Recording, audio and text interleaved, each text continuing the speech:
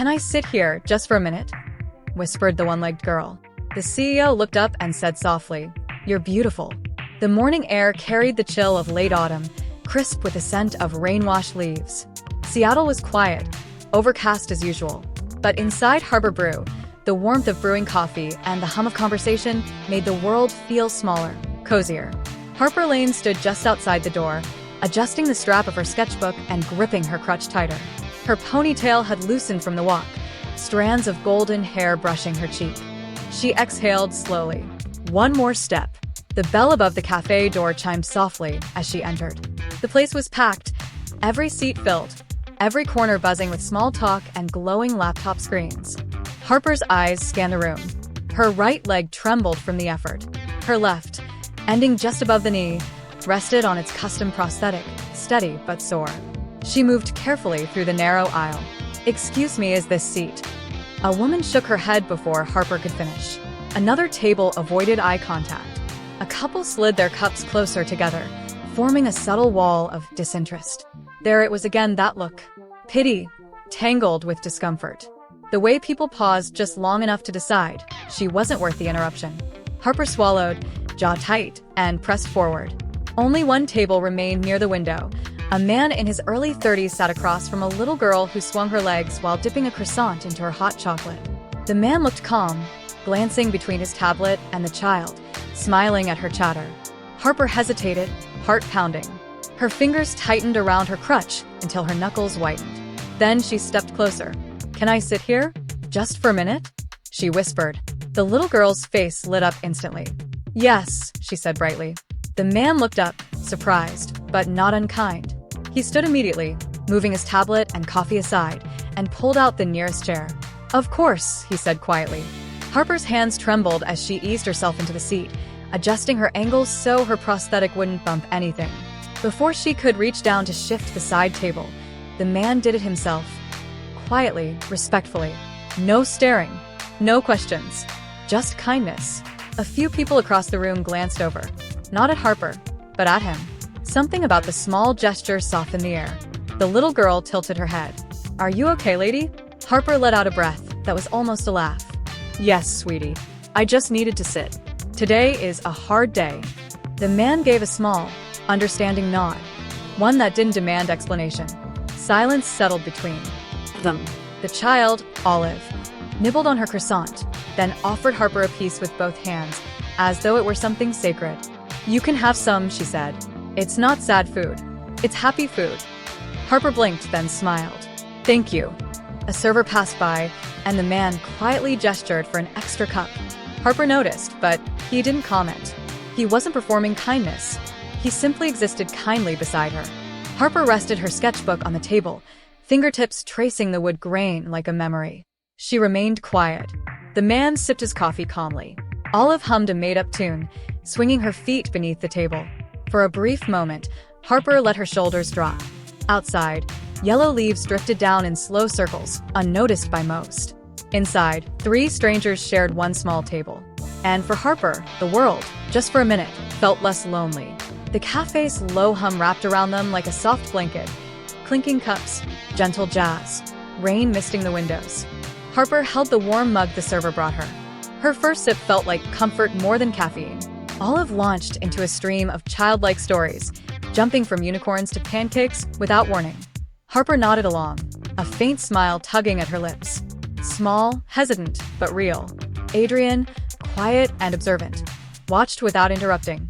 Something about Harper shimmered beneath her stillness, a quiet strength, tucked behind guarded shoulders and downward glances. He didn't push her. He just let the moment breathe. Harper stared into her cup for a long time before finally speaking. "This table," she said softly, brushing her fingers over the wood. "It used to be ours." Adrian looked up, attentive. "My family came here every Sunday. We always sat in this spot. My dad loved the light by the window. My mom always ordered the same cinnamon roll." She paused. "My little brother," her voice wavered. She blinked hard. 2 years ago today, we were driving home from a trip. A drunk driver ran a red light. Her hand rested on her thigh, where her left leg should have been. They didn't make it. She drew a shaky breath. I barely did. Adrian didn't speak, didn't flinch. His stillness made it safe for her to continue. "I almost didn't come today," she whispered. "I told myself I was fine, that I didn't need to sit here and remember." Her breath caught. Her voice cracked. "I just didn't want to sit alone." Tears gathered fast, surprising her. She looked away, ashamed, fingers curling around her mug. Then Olive stood. With the simple courage only a 5-year-old has, she walked around the table, climbed into Harper's lap, and wrapped tiny arms around her. Harper froze, then broke. Not loudly, not chaotically, quietly, completely. Her face pressed into Olive's soft hair as tears slipped free. A couple nearby paused to look. A woman by the window watched, hand over her mouth. But for once, Harper didn't care. She wasn't alone anymore. The woman at the counter wiped her eyes. No one said a word. Adrian reached across the table, his hand calm and steady, and set a folded napkin beside Harper's cup. He didn't offer empty comfort. He didn't ask her to explain. He simply said gently, "You don't have to be strong in front of me." Harper looked up through blurry eyes, her lips trembling. Adrian's voice softened even further. "You're beautiful, Harper." It wasn't a line. It wasn't flirtation. It wasn't wrapped in charm or pretense. It was the kind of truth spoken quietly, meant to be heard in a whisper. And somehow, Harper knew he wasn't talking about her face, or her smile, or even her pain. He meant the way she stayed. The way she came back to this table when every part of her wanted to run. Because beauty, he decided in that moment, wasn't perfection. It was courage. Harper held Olive a little tighter, letting herself feel what she had denied for so long. Comfort, connection, and something dangerously close to hope. The wind pushed gently against the cafe windows. Inside, under the soft lights, a man, a woman, and a child shared a small corner of the world. For the first time in 2 years, Harper didn't feel like a shadow passing through it. Later that week, Adrian sent a message. Not an invitation. Not a question. Just a line. "The docks are quiet this time of day. Good place to breathe." Harper hesitated before replying, but the simplicity, the space it offered, made her say yes. They met that late afternoon at the harbor, where the autumn wind carried the scent of salt and old wood. Olive had ballet class, leaving the two of them walking side by side. Harper moved slowly with her crutch, the uneven boardwalk demanding full attention. Adrian matched her pace effortlessly, never rushing, never offering help she didn't ask for. They passed moored boats and seagulls perched on weathered poles, walking in silence for a while. Harper spoke first. "I used to draw here," she said quietly. "Before everything. The water made me feel like the world was bigger than whatever I was struggling with." Adrian gazed out at the gray-blue waves. "Do you still draw?"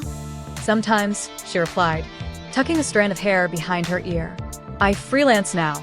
Illustration work, children's books, small client projects, some medical pamphlets. Nothing serious." He stopped walking and turned toward her. "I saw one of your illustrations once," he said. "A girl holding an umbrella, but the rain was falling upward. It stayed with me." Harper blinked. "You saw that?" He nodded. "It was part of an anxiety awareness campaign. Subtle and honest. Beautiful, actually." Her cheeks warmed, flattered, confused. "Most people don't notice the details." "I do," he said simply. They resumed walking. The breeze picked up, wobbling Harper slightly as her crutch slipped on damp wood. Adrian stepped forward instinctively, but didn't grab her. Instead, he extended a steady, open hand. A choice, not an intrusion. Harper looked at it, surprised.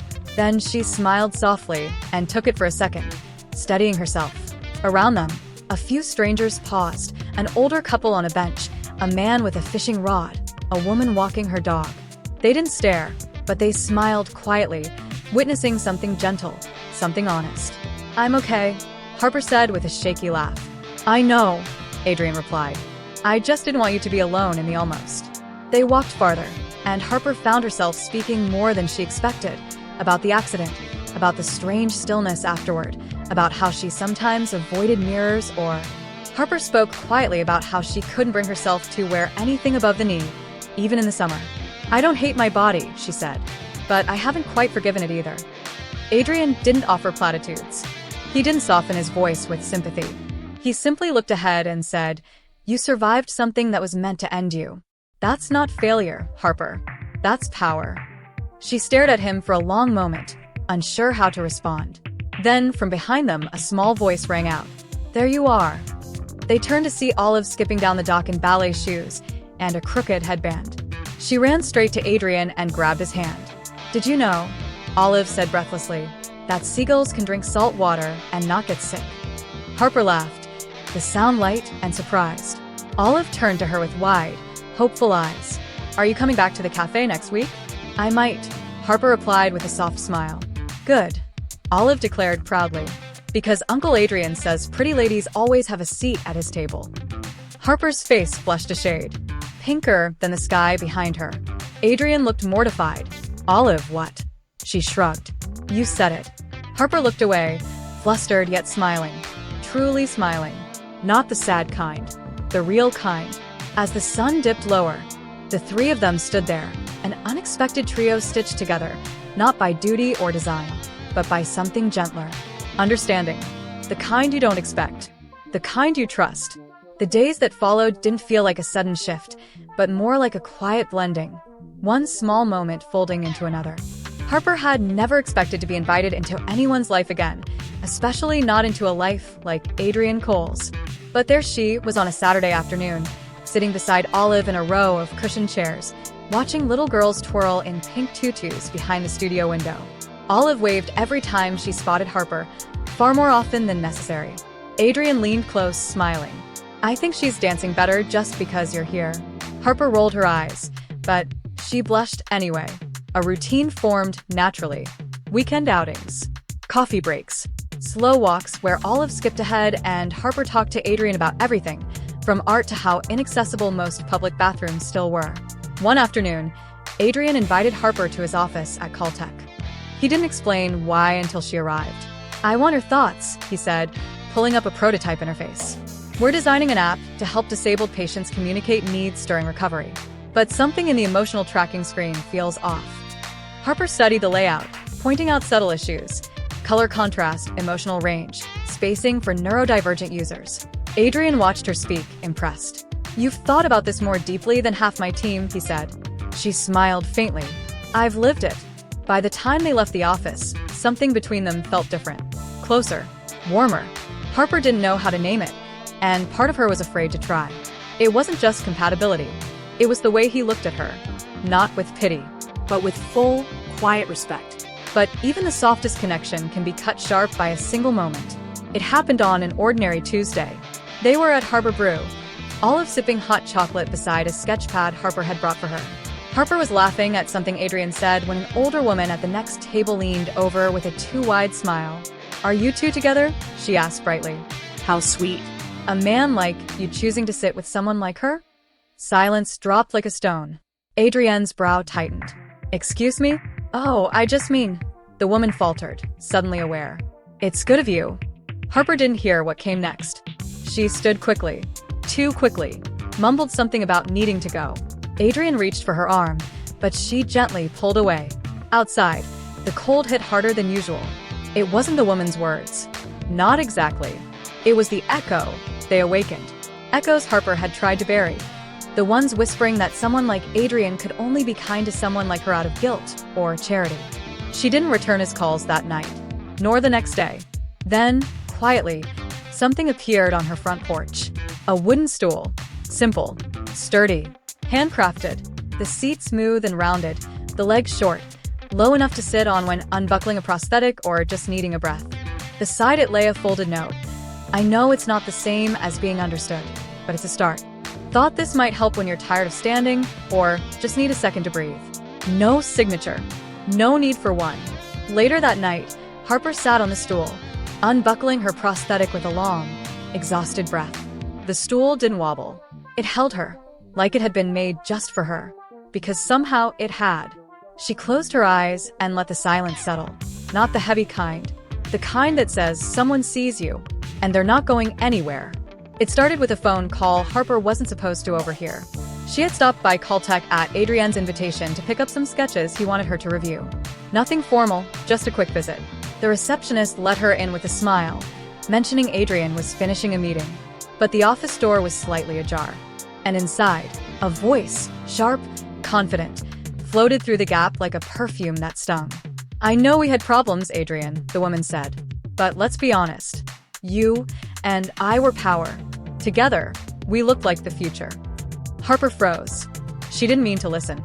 But the woman's name hit the air like a ghost, Savannah. The infamous X. The PR darling tech strategist who had appeared beside Adrian in articles and at fundraisers. I've changed, Savannah continued, voice smooth. I'm not asking for a romantic miracle. I'm just saying, the world is watching. And you being with someone like me again? It makes sense. It elevates you. Especially now. A pause. Harper held her breath. Then Adrienne's voice, low, controlled, unreadable. This conversation was supposed to be about your startup proposal. And instead, Savannah said sweetly, it became about us. Think about it, Adrienne. Just think. Harper stepped back before she could hear another word. Her chest tightened. Her prosthetic felt heavier. The building seemed suddenly too small, the hallway too long. She turned and left before. Adrian never even knew she was there. The next time he called, Harper didn't pick up. She read his text, just wanted to check in. Are you okay? But didn't answer. She wasn't angry. Not exactly. She was ashamed. Every insecurity she'd buried beneath sketchbooks and small steps forward came rushing back. Savannah was everything Harper wasn't. Glamorous, whole. Part of the world Adrian came from. The kind of woman people expected to stand beside a CEO. And Harper, she was still the girl who needed help to reach the top shelves, who couldn't walk without leaning on something, who still flinched when strangers stared too long. What if Adrian hadn't meant to let Savannah back in? What if he was thinking about it? Realizing Harper was just a brief kindness in his otherwise perfect life? The next time Olive invited her to a park day, Harper made an excuse. The next coffee date, she canceled last minute, saying she had deadlines. Olive sent her a drawing anyway, a crayon portrait of 3 people and a dog labeled in messy handwriting. Me, Uncle Adrian, Harper, and the duck, not real. Harper smiled through her tears, but didn't reply. One afternoon, while walking home from the grocery store, Harper saw Savannah across the street. She wore heels too tall for the hill, yet moved with the kind of elegance that made people stare. Their eyes met. Savannah crossed over without hesitation. Well, she said, glancing at the cane Harper was using that day. You must be Harper. I've heard a lot about you. Harper nodded, polite but guarded. Savannah smiled, cold and thin. You're brave, you know. Not everyone could walk into his world and pretend to belong. Harper said nothing. He's a good man, Savannah continued. He takes care of people. That's what he does. But you shouldn't mistake it for more than that. Harper's throat tightened. Savannah stepped back, clearly satisfied. Anyway, best of luck. It's just some shoes are hard to fill. She walked away. Harper stood frozen long after she was gone, hands trembling around the grocery bag. She had never felt further from Adrian. And for the first time, since that rainy morning at Harbor Brew, she wondered if she should have ever asked to sit at his table. The Caltech quarterly shareholder meeting was never meant to be dramatic. Investors, executives, and media reps filled the conference hall with polite chatter. Adrian sat on stage behind the long board table, calm as always, flipping through notes. And then Savannah stood up. She wasn't on the agenda, but she walked to the front as if permission didn't exist. I know we're here to talk numbers, she said into the mic, smiling like she owned the room, but I think transparency matters beyond finances. The room went still. Some of you may have heard rumors, she continued smoothly, and I want to confirm them. Adrian and I, we've been talking. And after everything, the history, the partnership, we've decided to give things another chance. A stunned silence followed. Adrian didn't blink. He rose from his chair, adjusted the microphone, and looked out at the room. I appreciate Miss Rivers' enthusiasm, he said calmly, but I need to correct the record. All eyes locked on him. I am not getting back together with Savannah, he said. And more importantly, I want it to be clear who holds my heart. He paused, glanced down briefly, then lifted his gaze again, steady, unshakable. I am in love with a woman who sat across from me in a crowded cafe and asked, "Can I sit here just for a minute?" A woman who has lost so much and still finds ways to give kindness to others. A woman who paints the world more beautifully than anyone I have ever known. A gasp rippled through the room. Phones lifted. Someone began recording. I love a blonde illustrator named Harper Lane, he continued. And I respect her more than anyone I've ever worked with. If you're here today to decide the future of this company, that's fine, but my personal life is not a branding strategy. Clicking. Whispers. A storm of attention. By the end of the day, the video had hundreds of thousands of views. But Adrian didn't stay to watch. He had somewhere more important to be. The rain had already started by the time he reached her building. When he stood on Harper's doorstep, he was soaked to the skin. His coat clung to him, his hands shaking from cold, and from everything he still hadn't said. He knocked once, then again. No answer. He didn't leave. Minutes turned into an hour, then 2. The rain didn't stop, and neither did he. Finally, the door opened. Harper stood there in leggings and a loose sweatshirt, her hair in a messy knot. She stared at him. "Adrian, why are you out here?" He gave a sheepish, trembling smile. "I might have said something in a boardroom today. Something I meant." "You what?" He stepped forward, still not crossing the threshold. "I told them I loved the woman who asked me, for just a minute, and that I've loved her since that very day." Tears filled Harper's eyes. "I thought I was just a burden to you," she whispered. "A charity case." Adrian shook his head, water dripping from his hair. "You're not a burden. You're a gift. The kind that shows up once in a lifetime and makes everything else make sense." Harper pressed a hand over her mouth, voice breaking. "I'm scared." "So am I," he said softly. "But I'd rather be scared with you than safe without you." A long pause. Then Harper stepped aside. "Come in," she whispered it softly. He walked through the door, the rain trailing behind him but leaving something warmer in its place. The rain had stopped by morning, but something deeper had shifted too. For the first time in years, Harper woke not weighed down by dread, but by a quiet sense of maybe. Maybe things could change. Maybe she didn't have to carry it all alone anymore. Adrian kept his promise. He didn't push. He showed up in ways that didn't ask for anything in return. 2 weeks later, he invited her to a downtown gallery, but it wasn't just any exhibit.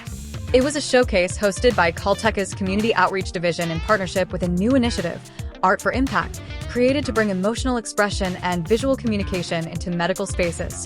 They had collaborated with a local art academy to design murals, calming graphics, and animated illustrations for children's recovery rooms, and they wanted Harper to lead the visual concept for their first campaign. "I'm not ready," she whispered when Adrian first brought it up. "You're more than ready," he said. "You just forgot." He didn't tell her what to paint. He just asked her to show the world how she saw it, fractured maybe, but still full of color. Harper took the job. She worked long hours in Adrienne's sunlit study, sometimes with Olive curled beside her on the rug, scribbling rainbows while Buster snored under the table. The final piece Harper submitted was a mural of a tree with a missing branch, its scar exposed, raw. But from that broken limb, new leaves bloomed, vivid, unapologetic. The campaign went live in 3 children's hospitals. Parents cried. Nurses left notes. One read, "Thank you. My daughter said the tree made her feel like she wasn't the only one with something missing." Harper kept that note. But healing wasn't just about work. It was also about remembering and saying goodbye. One afternoon, Adrian gently took her hand. "There's a place I'd like to take you," he said. He drove her back to Harbor Brew. The cafe looked the same, maybe a little cozier, with fairy lights in the windows and a new chalkboard menu. The barista smiled, but didn't interrupt as Adrian led Harper to a small table near the window. "Their table. I asked them to keep it," he said softly. "I told them it meant something." Harper ran her fingers over the wood. The scratches were still there. The faded initials of strangers carved into the surface. Tiny paint flecks from her first sketchbook. She hadn't sat here since that day. "I used to come here with my parents," she said. "Every Sunday. This was our table." Adrian pulled out a small candle from his coat pocket. He lit it and placed it between them. "This is for them," he said. "For how proud they'd be of you." Harper's throat tightened. The flickering flame reflected in her eyes, trembling like her hands. And then the dam broke. Tears rolled down her cheeks, soft, reverent, washing rather than drowning. "I miss them so much," she whispered. "I know," Adrian replied, his voice thick. She looked at him, grief shifting into something gentler. "They would have liked you," she said. "You would have made them laugh." "I would have tried," he smiled. Harper reached across the table and took his hand. The candle flickered between them, and in that quiet corner of the coffee shop, where so much had once been lost, something else was finally found. Peace. Not perfection, but peace. It was a quiet Saturday morning. The Seattle sky was brushed in soft grays, carrying the scent of fresh rain. Inside Harbor Brew, the same corner table waited, unchanged. A memory, a beginning, and maybe a promise. Adrian arrived first with Olive, who skipped beside him, clutching something behind her back. Harper arrived moments later in a soft sweater and a nervous smile. Her hair was pulled back like always, but her eyes held something lighter. She paused at the table. Deja vu? Adrian asked. Feels like the universe brought us full circle, she said with a smile. He pulled out her chair, just like the first time, and she sat down. Olive climbed beside her, beaming. You look really pretty today. Thank you, Olive, Harper laughed. You too. They ordered hot chocolate and coffee. The morning moved with the quiet comfort of being known. Then Adrian reached into his coat and placed a small rectangular box in front of her. Not black velvet, nothing flashy. Soft yellow, like sun-warmed butter. The exact color of the chalk pastels Harper used as a child. Her breath hitched. I found it at an old art shop in Capitol Hill, he said. The owner said they'd been out of stock for years, but this one was forgotten in storage. Harper opened it carefully. Inside, nestled between 3 faded pastel sticks, was a delicate rose gold ring with a tiny engraving on the inside. Her lips trembled. Her fingers hovered above it. Then Olive stood on her chair and lifted a hand-painted sign made from cardboard and crayons. The letters wobbled with excitement. Can you sit with us for a lifetime? Harper froze. Her heart thudded so loudly she couldn't hear anything else. Adrian didn't kneel. He didn't make a scene. He just looked at her with steady, unwavering eyes. I love you, Harper, he said softly. You brought light into our world. Not just with your art or your strength, but with the way you see people, with the way you let yourself be seen. He nodded toward Olive. She already sees you as family. And so do I. He took a slow breath. Will you sit with us? Not just for a minute, but for all the minutes? Tears streamed down Harper's cheeks. She laughed through them, nodding before she could speak. Yes, she whispered. Yes. The cafe erupted in applause. The barista clapped. A couple in the corner whistled. Someone snapped a picture, not of celebrities, but of an ordinary miracle. Olive squealed and threw her arms around Harper. We're going to be a real family now. You already were, Harper whispered, kissing her hair. Adrian slipped the ring onto her finger, gentle and reverent. Later, as they sat sipping their now-cold drinks, Harper looked at the table and then at Adrian. You know, she said softly, you gave me more than a chair that day. He raised an eyebrow. You gave me a place, she continued. A place to belong. A family. Adrian leaned closer, brushing his fingers against hers. You gave us that too. Outside, the rain began again. Harper reached for Olive's sign, tracing the letters. Can you sit with us for a lifetime? She smiled. I already am.